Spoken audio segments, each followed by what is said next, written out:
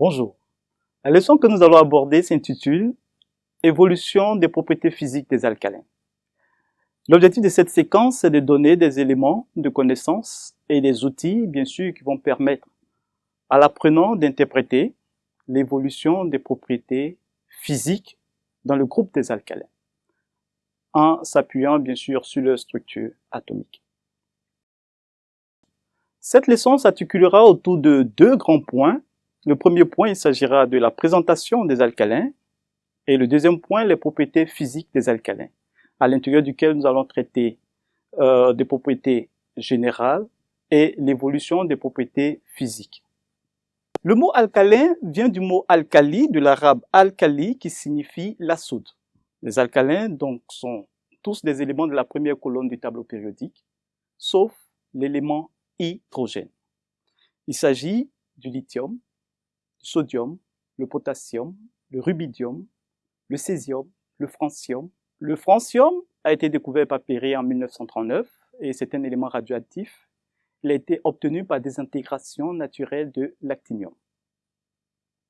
Tous les alcalins possèdent un électron sur leur couche de valence. La configuration électronique périphérique des alcalins est donc NS1. N étant la période variant de 2 à 7. Tous les alcalins, avec leurs différents symboles, leur numéro atomique, leur structure électronique, sont regroupés dans le tableau suivant. Le numéro atomique croît du lithium au francium. On voit bien que les alcalins ont un seul électron sur leur dernière couche électronique. Mais attention, l'hydrogène, bien qu'il ait une structure électronique en NS1, comme les alcalins, il n'appartient malheureusement pas à la famille des alcalins. Tous les alcalins formant une même famille possèdent des propriétés physiques similaires et parfois ces propriétés évoluent au fur et à mesure que l'on descend dans le groupe, du lithium au francium. Cependant, le fait que le dernier élément, c'est-à-dire le francium, soit radioactif, nous ne disposons pas de données en ce qui concerne toutes les propriétés physiques. Tous les alcalins sont des métaux et de ce fait, ils ont des propriétés en commun avec tous les autres métaux du tableau périodique. Ainsi, ils sont solides à température standard, c'est-à-dire à 25 degrés. Ce sont d'excellents conducteurs de courant électrique et de chaleur. Ils sont de couleur gris argenté, sauf le césium qui, lui, est de couleur jaune doré. Il montre alors une surface brillante qui, par oxydation, le fait ternir. Les propriétés des alcalins qui les distinguent des autres métaux sont les suivantes. Ils ont des densités plus faibles que ceux des autres métaux. Et même les trois premiers alcalins, c'est-à-dire le lithium, le sodium et le potassium, ont des densités plus faibles que celles de l'eau. Les alcalins sont mous, malléables, ductiles et légers. On peut facilement les entailler avec un couteau. Ils fondent aussi à des températures très peu élevées comparées aux autres métaux. Leur structure cristallise, bien sûr, d'une structure cubique centrée. Chaque métal alcalin montre une couleur distinctive sous la flamme. Ici, le lithium et le rubidium brûlent en donnant une flamme rouge. Le sodium donne quant à lui une couleur jaune. Le potassium, au contact du feu, produit une flamme de couleur lilas, tandis que le césium donne une flamme bleue. Alors, l'évolution des propriétés physiques des alcalins sont regroupées dans le tableau ici présent. Dans la première ligne, nous avons ici les différents éléments alcalins, avec bien sûr en dessous les numéros atomiques correspondants. Tout à fait à votre gauche ici, c'est-à-dire dans cette première colonne, vous avez ici les différentes propriétés physiques que nous allons analyser au cours de notre étude ici. Et ces différents éléments sont entre autres la masse atomique, la masse volumique, le rayon atomique, le rayon ionique, l'électronégativité selon Pauling, l'énergie de première ionisation, l'énergie de deuxième ionisation, la température de fusion, la température d'ébullition et enfin le potentiel standard d'oxydoréduction. Dans cette partie, nous allons traiter ces différentes propriétés selon que les valeurs augmentent, diminuent ou lorsque nous n'avons pas de tendance apparente en fonction du numéro atomique. Ainsi, les valeurs de la masse atomique, de la masse volumique, du rayon atomique et du rayon ionique augmentent lorsque nous avons les valeurs des Z qui augmentent dans le tableau. C'est-à-dire, lorsque nous passons du lithium au francium, nous aurons donc les valeurs de ces différentes grandeurs qui augmentent avec Z.